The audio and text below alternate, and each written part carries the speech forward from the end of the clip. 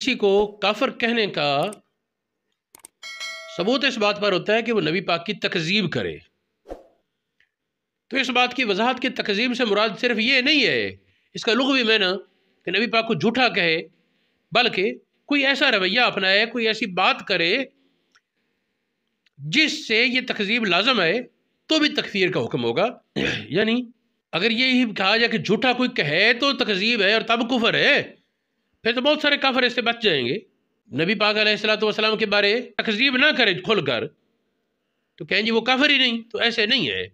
جو حضور علیہ السلام کی شریعت کو صاف انکار کرتا ہے، جو نبی پاک صلی اللہ علیہ وسلم کی تعلیمات متواترہ کا، تعلیمات صحیحہ ثابتہ متواترہ کا انکار کرتا ہے تو وہ قطعاً کافر ہے۔ اس کے کفر میں شک کرنا وہ حماقت کے سوا کچھ نہیں۔ یہ دیکھیں تکذیب کا اصل ہے عدم قبول اطاعت قبول کرنے کو نہ ماننا، اطاعت نہ قبول کرنا، نبی پاک کی بات کو پر فرما برداری کرتے ہوئے وہ بات نہ تسلیم کرنا، یہ تکذیب ہے۔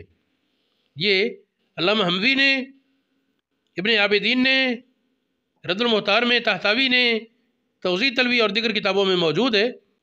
یہ صارم المسلول میں ایک اور حوالہ اس کا آ گیا، فرماتے قد یکون مع العلم بجمیع ما یصدق بہ، نبی پاک کی جو تصدیقات، جن باتوں میں تصدیق ہے سب کو علم ہوتا ہے اس کو، پھر بھی تکذیب ہوتی، کیسے؟ تمردن، سرکشی کرتے ہوئے، واتباع لغرض النفس، نفس کی پیروی کرتے ہوئے۔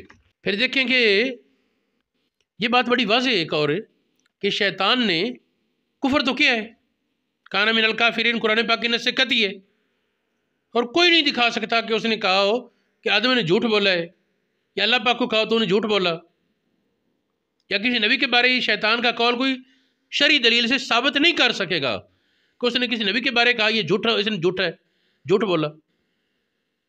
یعنی تکذیب کا وہ معنی لینا کہ ضرور نبی کی طرف جھوٹ کی نسبت کرے تو تکذیب ہے، یوں نہیں، بلکہ نبی کی تعلیمات متواترہ سے انکار، اللہ پاک کے حکم یقینی سے انکار، یہ کفر ہے۔ ہاں اس میں، اور یہ حکم تکذیب ہی ہے اگرچہ اس میں جھوٹ بولنے کا لفظ نہ بھی آئے۔